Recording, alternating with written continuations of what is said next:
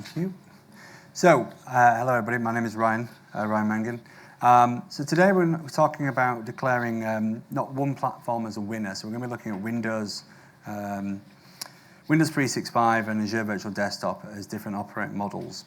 There's been conversation about this for the last 5 years of where they sit and how they fit within different ecosystems, and we're going to kind of run through some of that. And everything we're going to talk about today is based off actual deployments to end customers. We're really kind of looking at where things fit, what's good, what's bad, and what might be lesser or more of a risk in each. I want to use the keyboard, but I've got a clicker, but the clicker doesn't work. It does work. It does work. So, for people who don't know me, I'm Ryan Mangan. I'm the CEO of a company called Efficient Ether. We basically build AI cloud technology platforms, particularly Ether Insights, which is a cost management solution for Azure and Windows 365 and Microsoft 365. Hence why we've got some of this good data you're going to see today. I am an MVP and a Chartered Fellow of the British Computer Society, and I wrote a book some may know as Mastering Azure Virtual Desktop. The second book I wrote, co-founder of that book, is Neil McLaughlin over there as well, if you want to talk to him about that. So now I've got all out of the way. Finally, anything I talk about today, if you go and break something, don't come and sue me. Well, you can't, there's a disclaimer there, just to kind of cover that one off. So, when they released Windows 365 into the kind of marketplace, we saw a lot of people asking questions like, well, we've got Azure Virtual Desktop, we can spin up a lot of resources in Azure, and we consume them resources, and it works, it's great. And we can then turn stuff off when we're not using it. So we have this full set of dials and dashes, and we can control to a granular level everything about this virtual desktop environment. After producing a 700-page book, it's actually quite exhausting, so moving on to something less dially is better. But obviously with this new products out there, what does that mean to the industry? What does that mean for customers? Well, first of all, when we look at Windows 365, it's SaaS, so it's a set fee. So what we're going to dive into in a brief moment is looking at where does AVD sit? Is it obsolete? Does it still have a requirement for density? Are we looking at customization still? What are the differences between them, and where is the operational overhead? But also, where's the hybrid? So in some cases, we've seen customers adopt both platforms. And I'm sure Neil at Nerdio has seen that as well, that there's sometimes a mix, but there's also the transitions as well. So everything we do in IT seems to be complicated. I cannot stand physical infrastructure anymore. Racks and racks of infrastructure, networking, switching, not because it's there. It's more like there's a lot to do, if that makes sense. And there's more products, there's more security products going out there. When you've got something in a web portal, it looks a little bit cleaner. And as you can see with EUC modernization kind of depiction there, you can see when you break things out into little pieces, all the different areas, devices, critical apps, and all that kind of good stuff. However, there's no one-size-fits-all in EUC. Everybody has a different kind of requirement. And I was talking to some chaps earlier about trading apps, and it kind of made me feel a bit sorry for them because it sounds like hell of a job. So, in terms of a placement principle, this is one to kind of digest. AVD optimizes for control, tunability, and density. Windows 365 optimizes for consistency, isolation, and operational simplicity. Try and use that distinction to help you guide where you place things. You'll notice I've got some very fancy graphics today. I've ramped up in my marketing. So as you can see, on the left-hand side, you've got AVD, tunability and density, and then on the right-hand side, we've got isolation and predictability. Remember when we first started doing VDI all them years ago, terminal services and things, and we removed the restart and the power off button. And then customers were ringing up and raising tickets going, there's no restart button, there's no power off button. And we were like, yeah, you don't get one in this model. And it completely confused them. What's happening now, the simplicity is bringing back that restart button because people are becoming owners of their own isolated desktop. We're bringing back that with the Windows 365 model. And just, when we look at kind of flexibility versus shared efficiency, and then we also look at optimization, you've got per user isolation and you've got density. The biggest problem with AVD in my mind from talking to support people is if someone decides to kind of go wild on Edge browser or Chrome, it brings down everybody. Or someone opens up this super fast Excel spreadsheet like an actuary, and it starts kicking out hundreds of megabytes of data and then brings everybody else down. So the problem we tend to see quite often is always about really placement, but I don't think that's really changed. I think that's always been the case. Anyway, back to what we're talking about. So what you're going to supposedly learn today is a practical framework looking at segmentation of users and workloads, migration patterns, a clear view, and then also finally, I have at the end a QR code, which is a GitHub repository, which you can download, a calculator to kind of work out the difference in cost between them. So that's a freebie you can take away with you today to kind of give you an idea of looking at cost between using Windows 365 and Azure Virtual Desktop. And the clicker's working great, thanks Neil. So, same destination, different operating models. So effectively, you're still deploying into the Windows Cloud.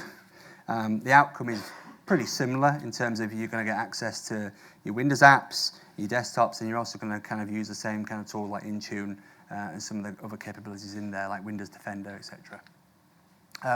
When we look at AVD and Windows 365 at a glance, you can see another creative marketing diagram we put together. I'm sure these will be shared as well at the end so you can see them.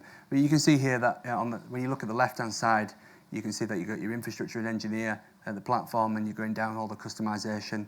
You can then get 20, 23, 24 people, if you're lucky, onto a session host, and then you can do all sorts of customization. Whereas when you go onto Windows 365, you just get given a desktop. It's standard, it's uniform, there's no custom images. Well, technically there is, but not as complicated.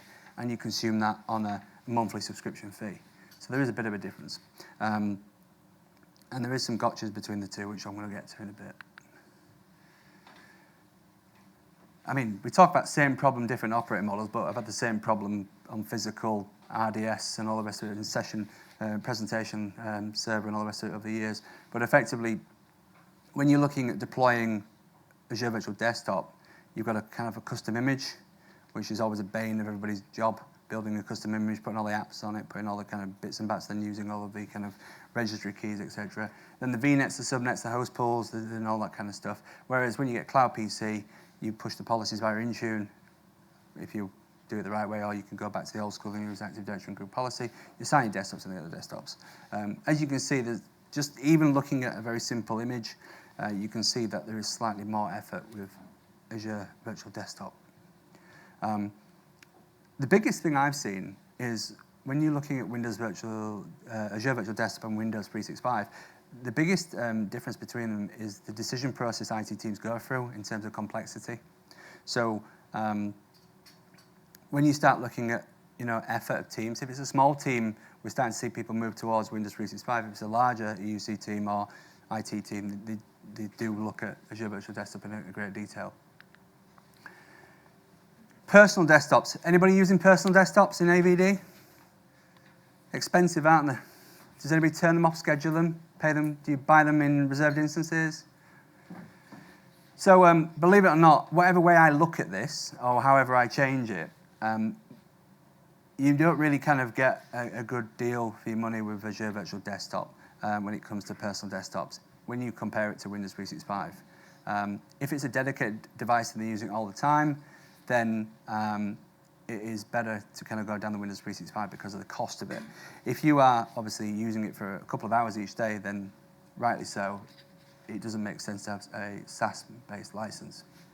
Again, it's all about user functionality and what people are doing within the organization.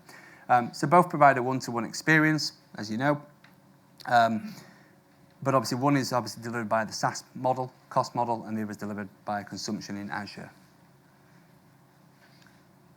And again, the trade-off, which is always the case, is how you configure them. I mean, as far as I'm concerned, if I was going to roll out 20, 30 cloud devices, I would opt for Windows 365 in a simple environment because I don't have to kind of start build VNets and set up, NSGs, MVAs, which are virtual network appliances, all that kind of stuff. It just, for a small set of users, it might be somewhat too complicated for that particular deployment. Again, it's all about design and scope. Shared work, pooled versus, pooled. AVD, and frontline. This one's an interesting one because it all depends on actual usage. So when you meter usage of Azure Virtual Desktop and look at what people are doing. So you might have like 300 people who connect into Azure Virtual Desktop, but they might not be connecting all the time. They might be using a couple of hours a day. So there's a concurrency matter there. But then when you look at Windows 365 Frontline, which effectively means you get 3 users per license, so it's slightly more than a dedicated Windows 365 license. I think it's like an extra 15, 20 pounds sterling for that license, but you can put 3 people on it. That's great for shifts. So if someone clocks in for 5 hours, like in a retail store, and then someone else comes on shift afterwards, and vice versa, that's a really good model because basically that license will service them 3 different shift periods in that day.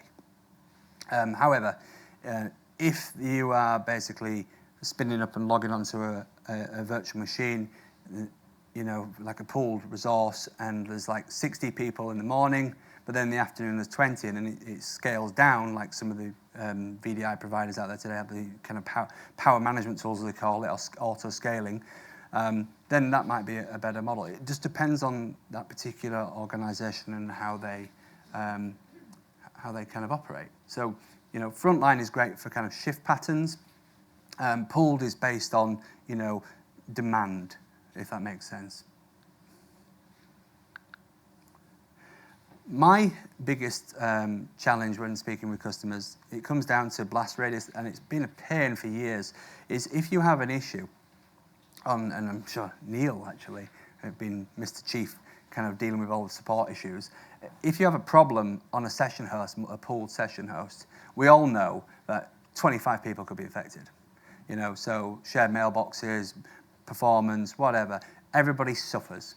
And when we look at Windows 365, one of the ultimate model value from that, especially for like a power user or an executive member or someone who's a high intensive worker, the blast radius is isolated to that individual when you're using Windows 365.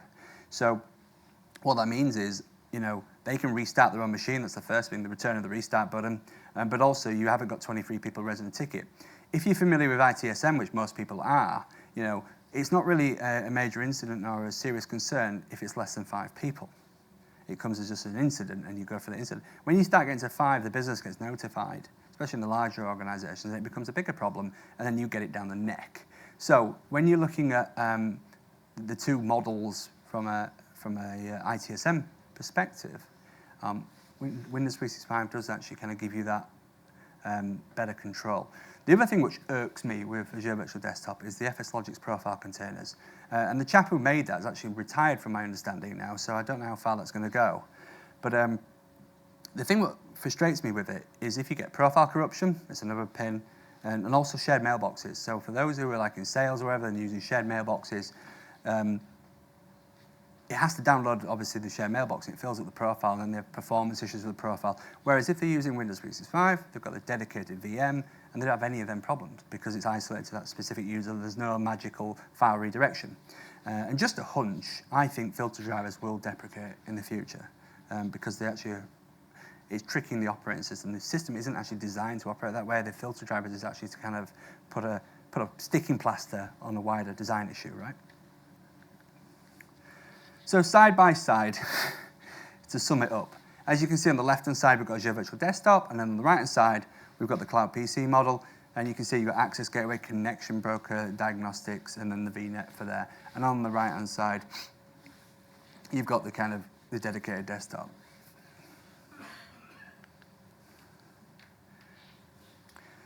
So the complexity, and I've kind of alluded to that already, when people say ABD is more complex, they're basically kind of talking about, it's not really abstract, it's more things like host scaling, profile performance, image management, and then the tooling around to manage it. So there's tools out there today which do kind of help with that particular challenge, but it's not a kind of like halo, solve all your problems. You're still going to have support issues. You're still going to have people not being able to log on in the morning, and it requires engineers hot off the press to kind of deal with that. And as you can see, these are different areas of the issue. Apps are a pain. I was having a conversation with someone earlier talking about how older apps only use part of the CPU, and regardless of how many apps. So let's say you've got a lot of them all running at one time, it just jams up the machine regardless, and you can't do much about that. And then back to the blast radius. It's almost like I'm trying to drill in a little message here. You can see that it takes away a lot of that problem and brings it back down to that individual user again. So when you look at the models of the two, it might be a cost model, it might be an operational model. They're the two things here. So some might actually prefer to pay slightly more, but have a lower support queue. That's one to consider as well. Profile state and data patterns. So the bane of my life, which is the FS logics and storage performance consistency. IOPS is, on premises was always a challenge trying to get storage to kind of deliver. I used to have it, believe it or not, around the corner. I used to work for the government, and we had a massive Citrix environment, and we used left-hand storage. And I'm not going to lie to you, I sat there with an outage for around about 48 hours on shifts, watching Citrix and Hewlett-Packard argue over what drivers to go into the left-hand storage array. It was pretty embarrassing. And we're going to optimize it. And what it was in the end, believe it or not, was there's a fiber optics cable in the server room, and someone had lifted up the panel and dropped it on the C3000 blade enclosure and dropped half of the network. And that's why there was a performance, not to do with the storage. It was because someone had done a physical, but rule number one, always start with the OSI model, physical layer first. No one did. They went straight to blame Citrix. Hence why it's got a Citrix name. Anyway, so pooled profile state data patterns. You can see here where we're talking about, pooled. They all go back in. And what's interesting now is OneDrive and SharePoint have always had challenges with, VDI, and there's been a lot of improvement.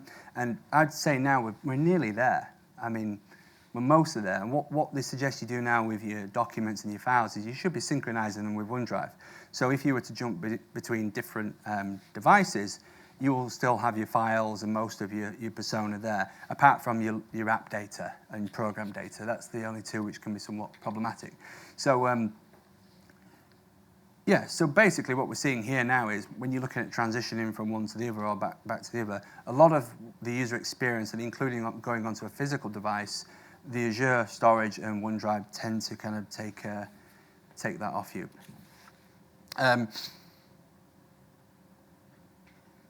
The other thing as well is self-recovery, which I'll cover shortly. But the other thing is with Windows 365, it's a bit more kind of like self-service, where you can like self-recover your machine. Obviously, there might be a 45-minute reprovision or whatever, whereas you can't really do that with a pulled desktop. You just kind of get dumped onto a new one, and you might have lost what you've got, whereas you get 6 backups a day with Windows 365. When we look at the management model, the transition between AVD and Windows 365 is not really just a platform migration. It's more of the way the service is operated. So who owns what, and what does day 2 motions look like? And then when we're looking at provisioning, AVD fits from an infrastructure perspective, whereas 365 is more like an endpoint lifecycle mindset. They're very different in the sense of one's a lot of infrastructure and the other one's like giving the user the desktop, which is somewhat simplifies operations.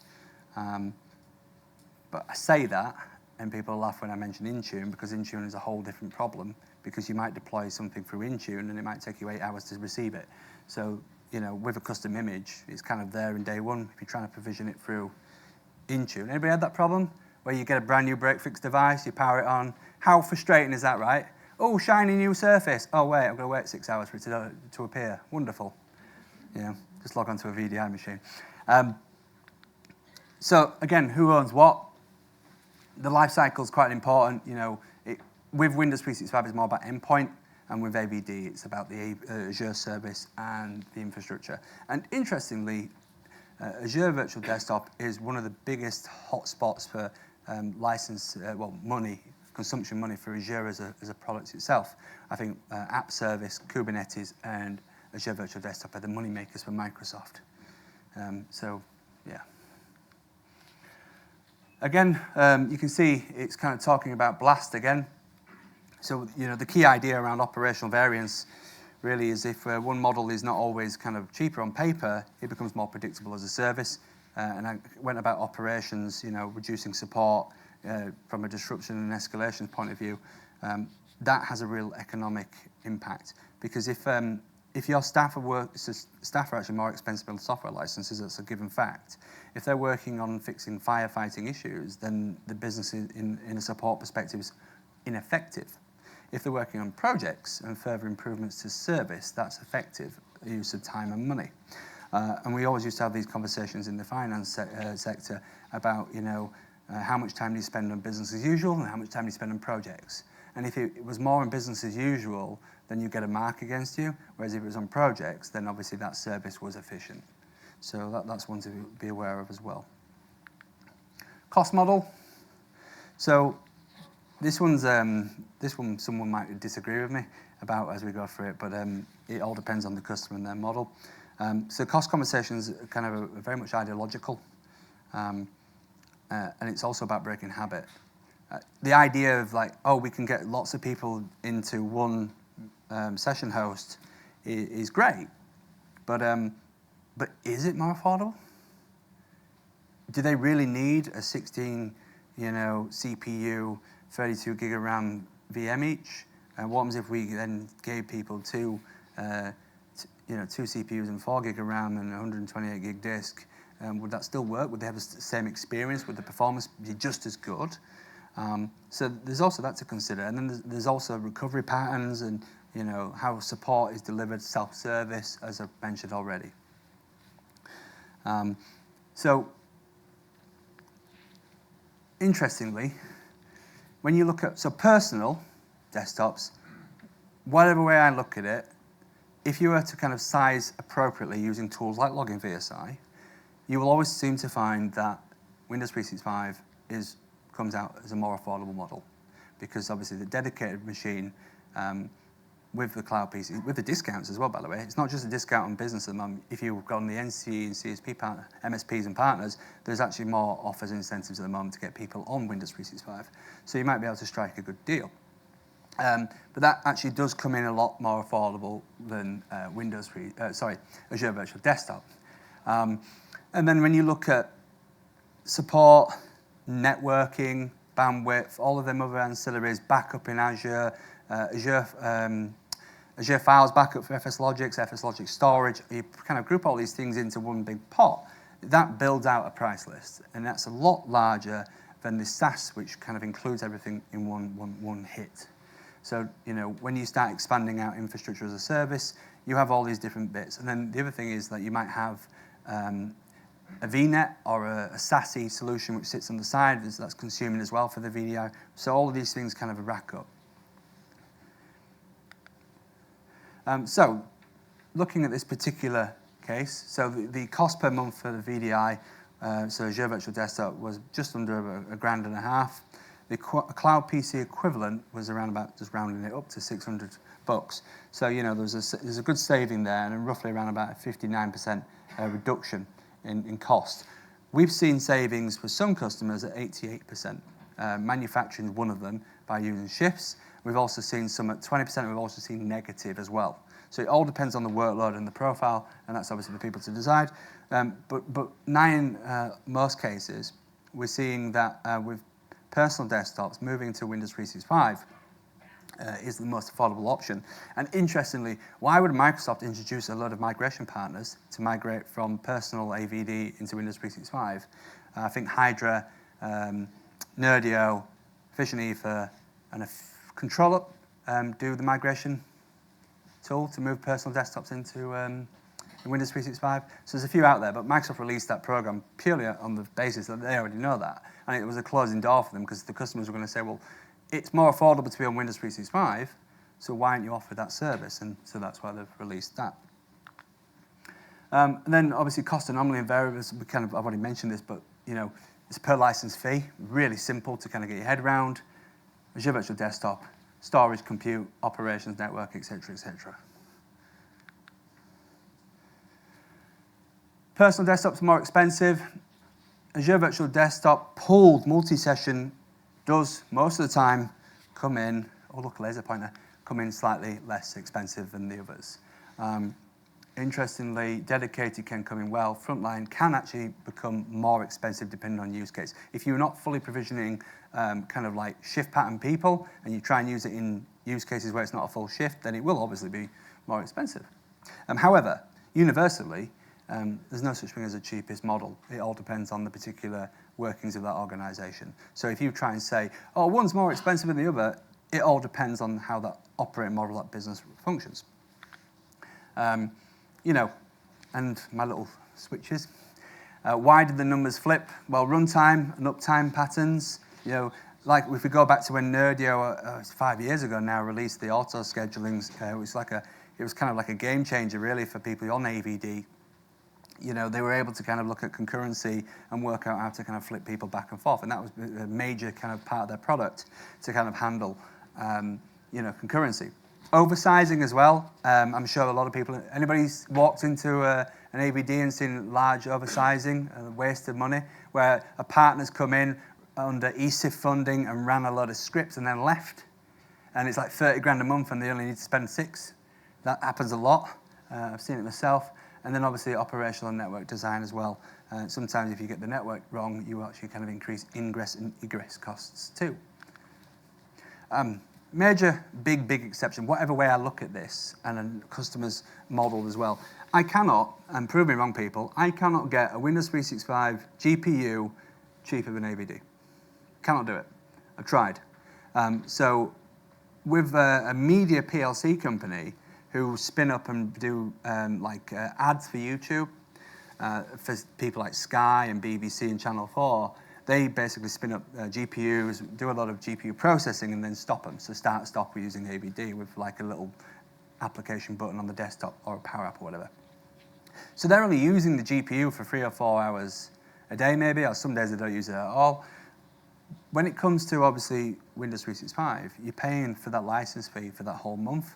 So regardless of however you kind of try to kind of get an efficiency, you'll never get better than that. Also with GPUs on Azure Virtual Desktop, you can use the reserved instances and all that kind of stuff as well. So really, I think the GPUs in Windows 365, being quite honest, are probably too expensive. If you really want to bring people onto GPUs or you have that dedicated usage of GPU all the time, the price is going to have to come down, which is highly unlikely in this current climate. Security.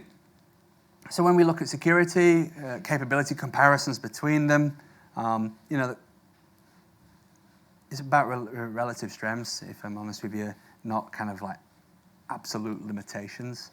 You know, they're both strong, they use the same ecosystem mostly, and it's just, again, it's all about workloads, if I'm honest with you. When we look at security, they're all using the same sort of technology. Obviously, there's third-party security in there as well, so you might want to kind of bolster, and it's highly recommended to use third-party solutions, not to go all in on one. But both kind of use identity and conditional access through Entra. You've got the Entra join, the hybrid patterns as well, and then obviously private access requirements too. And also you've got the ANC connector if you're going to connect into services for line of sight. My argument would be, I think the recovery posture on Windows 365 is better because you get 6 in a day, so you can restore back to 6 points in the day. Whereas if it's a pooled on Azure Virtual Desktop, you kind of like just get a brand new session host. You don't really get what it was that snapshot before. So it's a little bit more granular in terms of that recovery pattern. In terms of decision and looking at the framework,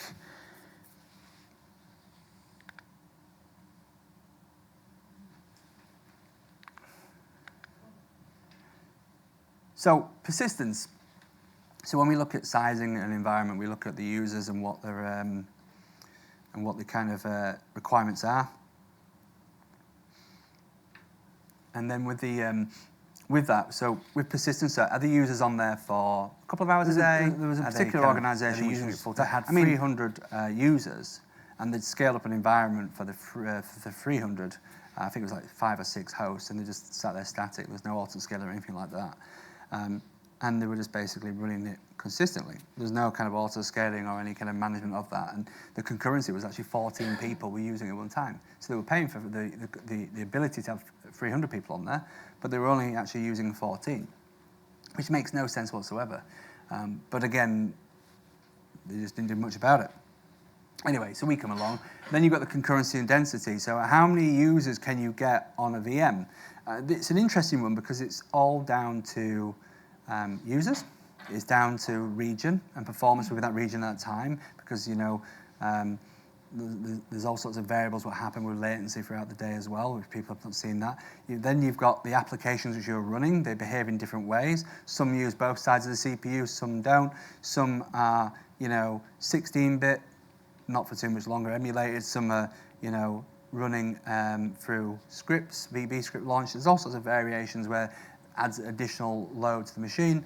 Excel spreadsheets and Chrome are killers. So all of these things need to be factored. So you wouldn't put like 23 insurance actuaries on one box, would you? Because all of them are using Excel in a power way, and that would just drop down the network. GPU and specialist exceptions. Obviously, you get a broad brush of various different GPUs now in Azure, so there's a lot of different choices in there. You don't actually get the full GPU portfolio in Windows 365. You only get, you don't get the HPC as well, so you can't use computing resources in there either. So there is limitations with actually what you get today with Cloud PC. But again, it's all down to kind of going through TCO and analyzing how users behave. And again, I said about logging VSI and other products like Lakeside, etc., that you can kind of model that. Or you can use Common Sense, or some of the other tools out there have a TOC built in as well. Placement, as you can see, knowledge workers. Everybody sick of hearing the term knowledge worker? Does everybody think it's just too generic? Oh, we've got a knowledge worker. Well, what do you mean knowledge worker? What does that actually really mean? Because everybody does different things. People use different apps. When we look at labs and dense processing, again, what does that mean? Are they using kind of analytical mapping tools, or I don't know? Are they using image scanning? Various kind of requirements in there, and then mixed estates as well, and then contractors. The biggest use case I've seen so far, actually, for Windows 365 is contractors, because you can spin them up for the month, the license, or have a pool of licenses, and the contractors can connect in. That seems to be quite a popular one.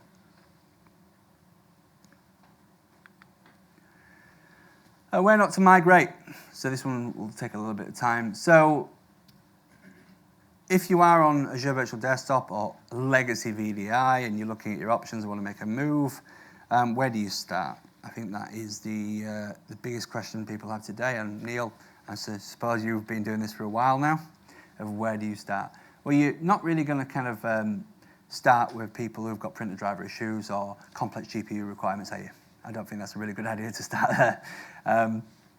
You're going to basically look at knowledge workers. Now, you're going to look at people who are kind of like, dipping and dipping out, low usage, low performance, and maybe not using it all the time. They're the first ones, and rationalize from there. You would avoid things like peripheral scanners, specialist device equipment, because they do have complexities associated with them. I think I had a conversation with someone earlier about drivers and applications. People try and bundle a driver as an application. It's not. It might install with the application, but it's a separate thing. However, you need to kind of grab the drivers as a part of that kind of migration. Unknown applications. How many times, here's a question for everybody, who's walked into an organization or turned around to someone and said, have we got any documentation on that image or that application? I mean, come on. Every single time. I walked into one business and we don't need to do anything with the image. They're around the corner. Don't need to do anything with the image. Just build the new 2012 Hyper-V host. And then we got to that, put the image on, all images corrupt. I think it was outsourced to 130. And it was like a Chinese parliament trying to get anything done, to be honest. It took 6 months to kind of get any rationale. And then once we'd done all the hard work, we then had to go through every single application on the image and go and find the documentation for each, including things like an Access database driver, 2006, just randomly stuck in there for Excel. So you never know. So application unknowns are kind of a big one. What needs to come across? Will it come across? And then obviously we mentioned GPUs and engineering workloads, the environment, heavy line of sight. Anybody done work with AVD and Sage? Anybody had that problem? So, line of sight's a big thing. If you try and run Sage on premises and then have AVD, and then you try and run lots and lots of queries, good luck. The problem we've had with a lot of customers with Sage was the line of sight issue, where you try and do like, so purchase ledger, we're running loads of purchases for materials, and it was taking 2 minutes per purchase to run through, whereas on premises, if everything was all on premises, they could do a purchase process on Sage every 3 or 4 seconds. So we went from 4 seconds to 2 minutes. So line of sight is quite important when you move these things. So if you've got an on-premises system, you'll need to move that with your environment as well, if you don't want the pain of that. A hybrid strategy, migration waves, stage gates, whatever you want to call it, Prince2 or other project management kind of concepts, principles. As you can see here, your current estate, exceptions kind of avoid like the plague. Most personal users who would benefit from a dedicated desktop, any laptop users would be benefit moving on to cloud desktops. Have a standard image, standard policy, and then look at the economics, and then retire the old cost. That's the best kind of way. The only downside when you're doing this is you lose the customization, and you'll then move to things like Intune. And as I've said, there's no utopia in this industry. There's always a problem at the other right side of the corner. So if you think, if we move everything from AVD to Windows 365, I don't think it's going to solve all your problems. I think it just creates, it reduces some problems, but may create others. You just need to analyze and calculate that. Right, so that you'll probably want to get a screenshot of, because that is the free operational planning tool, which is a very comprehensive Excel spreadsheet, which creates your graphs and will help you calculate costs between Azure Virtual Desktop and Windows 365. That basically you can put in different prices, but it's preloaded with that. It's got a concurrency calculator as well, so you can basically see the different modeling and then get a bit of an idea. And I know it's very difficult to see, but as you can see, the blue indicates Azure Virtual Desktop and the green indicates Windows 365. So as you can see, in some cases, there's no difference for developers, but you can see AVD in this particular model is more expensive. How dare it? What I'll do then is I will, I can't do it on here because it's not my laptop. How did you get 404? Yeah, you're not allowed it, sorry.